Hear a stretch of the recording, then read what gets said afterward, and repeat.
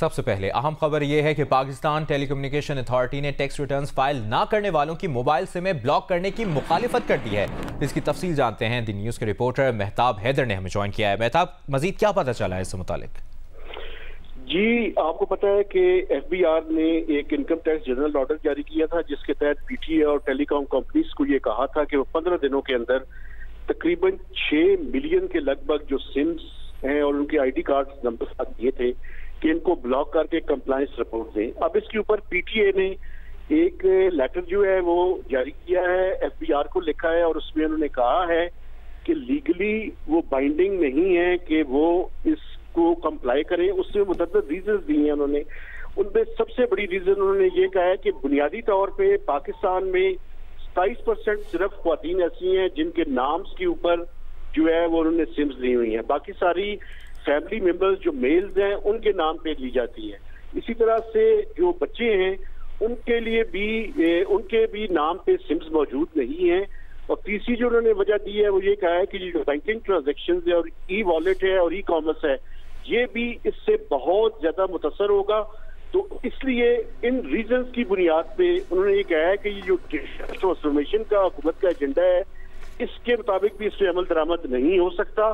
تو F B are کو انہوں نے اس کا جواب دے دیا اور کہا ہے کہ یہ جو تجویز ہے یہ قابل عمل ہے، اس کے لیے کوئی دوسرا ماڈس آپرینڈی جو ہے وہ تلاش کیا جائے تاکہ جو نان فائلرز ہیں ان کو ٹیکس نیٹ کے اندر لایا جا سکے۔ بہت شکریہ آپ کا مہتاب حیدر، آپ نے اس خبر کی تفصیل ہم سے شیئر کی۔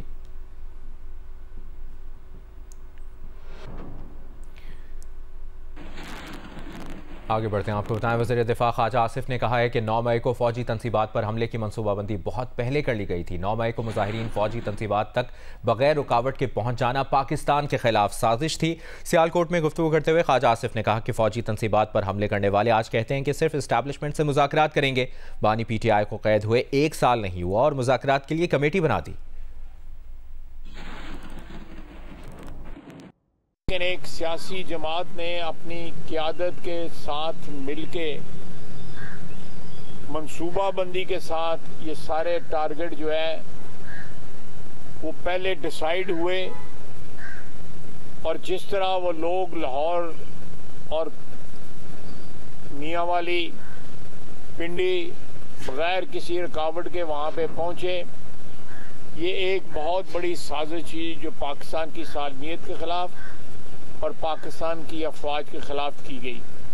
اب وہی لوگ جنہوں نے ان ساری تنصیبات کے خلاف حملہ کیا، اب کل انہوں نے 3 بندوں کی کمیٹی بنا دی ہے اور نعرہ لگایا جا رہا ہے کہ ہم مذاکرات کریں گے، صرف اسٹیبلشمنٹ سے کریں گے، بلکہ باقاعدہ کہتے ہیں کہ ہم آرمی چیف کے ساتھ یا ڈی جی آئی کے ساتھ جو ہے مذاکرات کریں گے۔ حال یہ تھا کہ جب یہ حکمران تھے میاں شہباز شریف، باقی اپوزیشن کے لوگ کہتے رہے کہ مذاکرات کر کے قوم کے اور ملک کے مسائل حل کرتے ہیں، لیکن انہوں نے بیٹھنا منظور نہ کیا، جس کا نام عمران خان ہے۔ میرا خیال ہے سال تو نہیں ہوا قید ہوئے ہیں، آج مذاکرات کی بات کر رہے ہیں، آج کہہ رہے ہیں کہ ہمارے پاس دروازے 18 ماہ سے کھلے ہیں۔ گندم کی خریداری کے بحران کی تحقیقات کے دوران انکشاف ہوا ہے کہ موجودہ حکومت آنے کے بعد بھی 98 ارب روپے کی گندم امپورٹ کی گئی ہے۔ تفصیل جانتے ہیں نمائندہ جیو نیوز ایاز اکبری سے۔ ایاز، مزید کیا پتہ چلا ہے؟ دیکھیں جی، اس وقت گندم درآمدی کا جو اسکینڈل ہے تقریباً 300 ارب روپے کا، اس کی تحقیقات اس وقت جاری ہے۔ جیسے کہ آپ کو معلوم ہے کہ وزیر اعظم شہباز شریف نے اس پر ایک کمیٹی بھی بنا رکھی ہے۔ ہمارے پاس کچھ معلومات آئی ہیں ذرائع سے، اس کے مطابق نئی حکومت جب سے آئی ہے آنے کے بعد بھی 98 ارب 91 کروڑ روپے کی گندم جو ہے وہ درآمد کی گئی۔ موجودہ حکومت کے دور میں بھی 6 لاکھ ٹن جو سے زائد گندم اس کو درآمد کیا گیا۔ 1,13,000 سے زیادہ کیری فارورڈ سٹاک ہونے کے باوجود بھی گندم کی درآمدی کا سلسلہ جو ہے وہ جاری رہا، اور وزیر اعظم شہباز شریف کو اس تمام معاملے سے لائلم رکھا گیا۔ اس حوالے سے جب وزیر اعظم کو معلوم ہوا تو وزیر اعظم نے فوری طور پر سیکٹری فوڈ کو عہدے سے ہٹا دیا۔ گندم کی درآمد نگران حکومت کے فیصلے کے تحت جو فیصلہ کیا گیا تھا تو موجودہ حکومت میں بھی اس کو جاری رکھا گیا۔ وزارت خزانہ نے کیا کیا کہ نجی شعبے کے ذریعے 5 لاکھ میٹرک ٹن گندم درآمد کرنے کی اجازت دی، اور ٹی سی بی کے ذریعے جو ہے اس کے جو درآمد کی جاتی ہے حکومت کے ذریعے اس کی جو سمری تھی اس کو مسترد کیا گیا۔ جو درآمدی گندم بندرگاہ پر 93 روپے 82 پیسے فی کلو پر ہمیں پڑی، اور وزارت بحری امور کو درآمدی گندم کی بندرگاہوں پر پہنچ کو ترجیح دینے کی بھی ہدایت کی گئی تھی۔ اجازت نامے میں ضرورت پڑنے پر سمری پر نظرثانی کا بھی آپشن رکھا گیا تھا، اور گزشتہ سال صوبوں سے گندم کی خریداری کا جو ہدف تھا وہ 75% حاصل ہوا تھا۔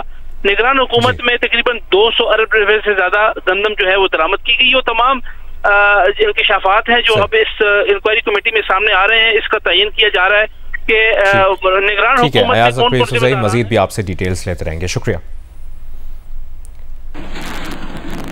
سابق نگراں وزیر اعظم انوار الحق کاکڑ نے گندم امپورٹ کا ملبہ صوبائی نگراں حکومتوں پر ڈال دیا ہے۔ پروگرام ٹاک شاک میں اظہار خیال کرتے ہوئے انوار الحق کاکڑ نے کہا کہ نگراں دور حکومت میں گندم کی مصنوعی ڈیمانڈ صوبوں نے جنریٹ کی تھی۔ ڈیٹا پروونسز سے فوڈ سیکیورٹی کے پاس آتا ہے، وہ اپنا جو پروڈیوس ہے اس کی اسٹیمیشن بھی دیتے ہیں، ساری اسٹیمیشن پہ ہوتی ہے نا۔ ان پروجیکٹڈ فگرز کے تحت جن کو ہم پہ آج الزام اعلامی انداز میں لگانا ہے نا، وہ کہتے ہیں آرٹیفیشل انداز میں کرائسس یا ڈیمانڈ کریٹ کی گئی۔ کون آرٹیفیشل؟ صوبہ نے کریٹ کی۔ ان صوبوں میں جو بیوروکریٹس بیٹھے ہوئے ہیں ان پہ الزام لگا رہے ہیں، جو شاید ابھی تک کنٹینیو کر رہے ہیں، وہ سارے کے سارے وہی لوگ ہیں۔ عرض یہ ہے کہ پروجیکشن یہ تھی کہ ہم کوئی 27 ملین میٹرک ٹن کے اراؤنڈ ہمارا جو بمپر کراپ کی بات ہو رہی ہے، اور جو کنزمپشن ہے وہ اراؤنڈ 31 ملین میٹرک ٹن ہے، تو 4 ملین میٹرک ٹن کا تو گیپ ہے۔ تو امپورٹ کتنا ہوا ہے یہ پرائیویٹ سیکٹر میں؟ 0.6 ہے یا 0.7؟ 3.4۔ تو ابھی بھی 0.6 اس میں تو گیپ ہے۔ ایکچوئل ڈیٹا بھی آ جائے گا۔ دیکھیں ابھی آپ کے پاس سیٹلائٹ امیجری بھی ہے، اور یہ جتنی گفتگو کو اگر میں ڈسٹارٹ کرنے کی کوشش کر رہا ہوں وہ بھی سامنے آ جائے گی، کوئی اور اپوزیشن ڈسٹارٹ کرنے کی کوشش کر رہا ہے وہ بھی آ جائے گی، کوئی بیوروکریٹ مینیپولیٹ کرنے کی کوشش کر رہا ہے وہ بھی آ جائے گی، یہ چھپے گی نہیں۔ ابھی براہ راست دیکھیے لاہور میں وفاقی وزیر پیٹرولیم مصدق ملک پریس کانفرنس کر رہے ہیں۔ وہ کالج سے نکلیں، اسکول سے نکلیں، یونیورسٹیوں سے نکلیں تو نا امید نہ ہو، اور ان کو یہ معلوم ہو کہ حکومت اپنی ذمہ داری نبھا رہی ہے، اور آنے والے وقت میں اگرچہ ہم مشکل وقت سے گزر رہے ہیں، آنے والے وقت میں جب وہ باہر نکلیں گے تو نوکریاں بھی ہوں گی، اور نہ صرف وہ نوکریوں کی تلاش کریں گے بلکہ انشاءاللہ اگر اللہ نے موقع دیا اور کامیابی فراہم کی تو وہ لوگوں کو نوکریاں آفر کر رہے ہوں گے۔ تو یہ نوکریاں ڈھونڈنے والوں کو نوکریاں دینے والوں کا جو عمل ہے، اس عمل کے لیے ایک خاکہ تیار کیا وزیر اعظم میں، جس میں ہمیں ملک کے اندر بھی بہت سی تبدیلیاں چاہیے اور کچھ تھوڑی بہت سپورٹ ہمیں باہر سے بھی چاہیے۔ دوسرا ہمارا مسئلہ امپلائمنٹ کے بعد، کیونکہ سب سے اہم معاملہ یہ ہے کہ ہر شخص جو باہر نکلے اس کے پاس نوکری ہو تاکہ وہ عزت سے اپنی زندگی گزار سکے، اپنے ماں باپ کی خدمت کر سکے، اپنے بچے پال سکے۔ مگر دوسرا اہم معاملہ ملک کے معاملات طے کرنے کا ہمارے ذرا مبادلہ سے ہے، ہماری ایکسپورٹ سے ہے۔ ہماری جو ہم امپورٹ کرتے ہیں بہت زیادہ ہے، جو ہم ایکسپورٹ کرتے ہیں بہت کم ہے۔ اس عدم توازن کی وجہ سے 2-4 سال ہم جاتے ہیں، پھر گر جاتے ہیں، پھر اس کے بعد دوبارہ سے کھڑے ہوتے ہیں، بڑھنا شروع کرتے ہیں، تو پھر عدم توازن پورا ہو جاتا ہے۔ تو ہم نے ایکسپورٹ کو اپنی فوکس میں لانا ہے، اور ایک ایسی معیشت پیدا کرنی ہے جو جتنی ہم امپورٹ کرتے ہیں اس سے کہیں زیادہ ایکسپورٹ کرے۔ یہ دوسرا محور ہے یا دوسرا ہماری گول ہے جسے ہم اچیو کرنا چاہتے ہیں۔ تیسرا یہ ہے کہ آپ کسی جگہ پہ ملک میں چلے جائیں تو آپ کو جو پیداواری طاقت ہے یا جو پروڈکٹیوٹی ہے وہ دیگر ممالک میں جا کے جب آپ وہ پروڈکٹیوٹی دیکھیں، اور پاکستان میں آ کے اپنے اداروں میں اپنے چھوٹے چھوٹے کاروباروں میں اگر آپ دیکھیں تو پروڈکٹیوٹی کا بہت زیادہ، یعنی پیداواری قوت کا، پیداواری ترقی کا بہت بڑا آپ کو ایک فقدان نظر آتا ہے۔ تو تیسرا ہمارا محور یہ ہے کہ ہم نے شرائع ترقی بھی بڑھانی ہے، جس کو GDP کہتے ہیں۔ ہم نے ایسی شرائع ترقی بڑھانی ہے جس سے لوگوں کو روزگار ملے، چند بڑی بڑی فیکٹریاں نہ لگیں، ہمارے بچے بچیوں کو روزگار ملے۔ اس قسم کا ہم نے معیشت ہم نے بنانی ہے، یہ دوسرا ہمارا نقطہ ہے۔ اور تیسرا اس کے ذریعے ایکسپورٹ بڑھے تاکہ یہ جو عدم توازن ہے کہ ہم چلتے ہیں لڑکتے ہیں، چلتے ہیں لڑکتے ہیں، یہ معاملہ ختم ہو اور ایک سسٹینیبل طریقے سے ہم ترقی کی منازل طے کرتے جائیں۔ یہ وہ خاکہ ہے جس کے لیے ہم ملک کے اندر بھی اکنامک تبدیلیاں لا رہے ہیں اور بیرون ملک بھی جا رہے ہیں تاکہ ملک کو سپورٹ کیا جا سکے. دوسرا جو اہم معاملہ ہے وہ ہے ہمارے معاشرے کا, ہماری سوسائٹی کا.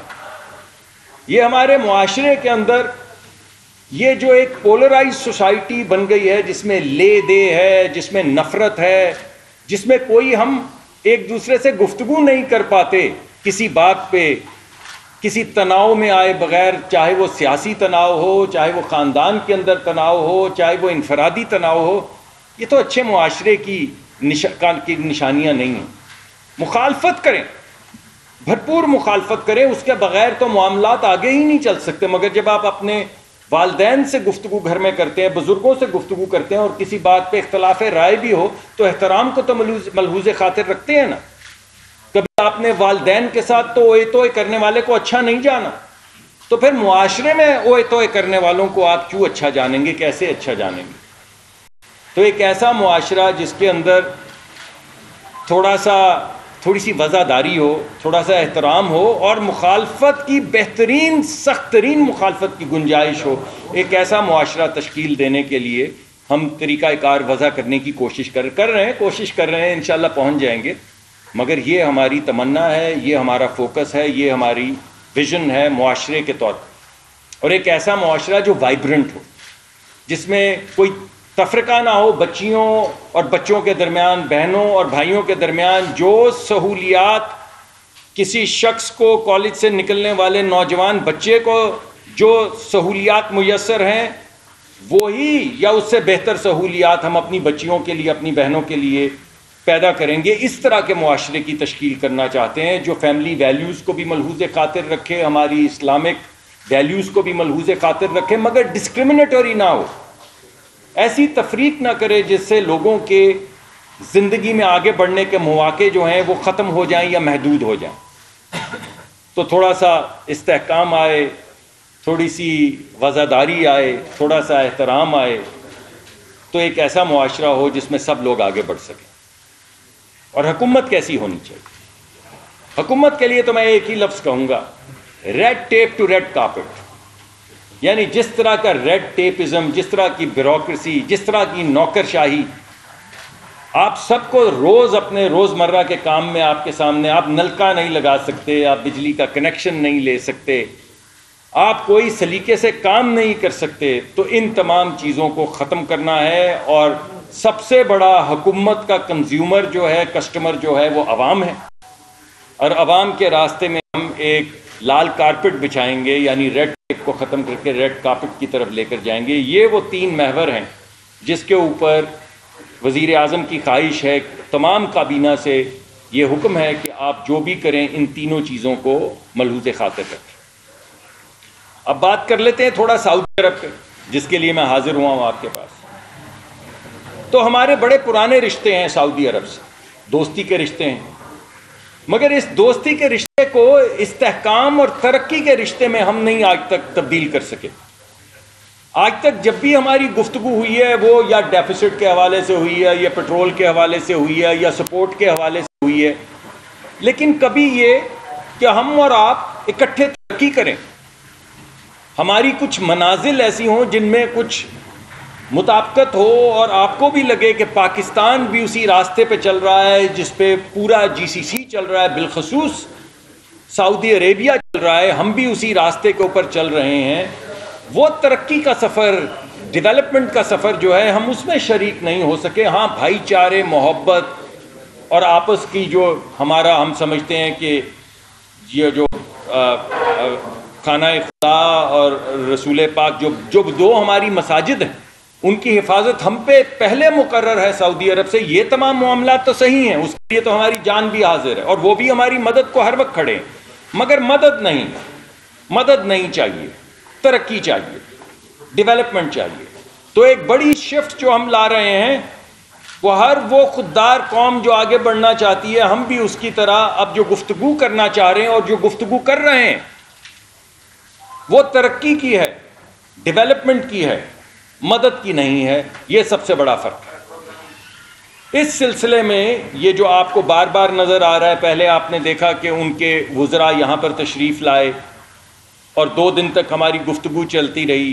اس کے چند ہی دن کے بعد ہمارا پورا وفد وہاں پہ چلا گیا اور تقریباً ان کی پوری کابینہ سے ملاقات ہوئی, اور ایک مرتبہ نہیں, بعض مرتبہ دن میں 2 مرتبہ ملاقات ہوئی. اور ابھی ہم آئے ہیں اور پسینہ بھی نہیں پہنچا, تھوڑا آ رہا ہے اس وجہ سے کہہ رہا ہوں. تو ان کا وفد کل تشریف لا رہا ہے اور تمام دن پرسوں دوبارہ گفتگو ہوگی. اور میں ایک اور آپ کو بات بتا دوں کہ اس کے 3 دن کے بعد ہمارا وفد واپس جا رہا ہے. تو ہو کیا رہا ہے یہاں پر؟ پہلے جب وہ تشریف لائے تو ہم نے یہ جو معاملات آپ کے سامنے رکھے ہیں, وزیر اعظم نے یہ تمام معاملات ان کے سامنے رکھے اور ان کو بتایا کہ ہم کیا کرنا چاہ رہے ہیں, اور اس سلسلے میں کچھ لاہور میں وفاقی وزیر برائے پیٹرولیم مصدق ملک کی پریس کانفرنس آپ نے ملاحظہ کی.